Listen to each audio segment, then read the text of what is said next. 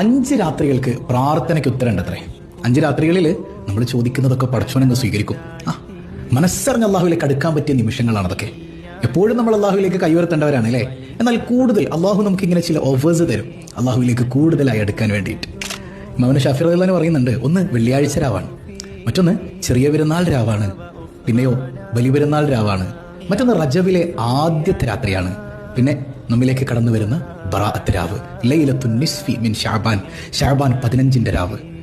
ബറാഅത്താട്ടോ. ചില ആളുകളൊക്കെ ബ്രാത്ത് എന്നൊക്കെ പറയാറുണ്ട്. ബ്രാത്തൊന്നുമല്ല, ബറാഅത്ത്, മോചനത്തിന്റെ രാത്രി. എന്തിൽ നിന്നൊക്കെ മോചനം വേണം നിങ്ങൾക്ക്? ഏതെല്ലാം പ്രയാസങ്ങളിൽ നിന്ന് നിങ്ങൾ മോചനം ആഗ്രഹിക്കുന്നുണ്ടോ അതിൽ നിന്നൊക്കെ മോചനം.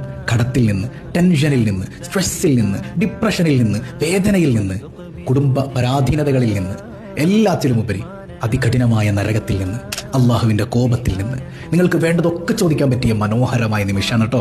നഷ്ടപ്പെടുത്തി കളയരുതേ.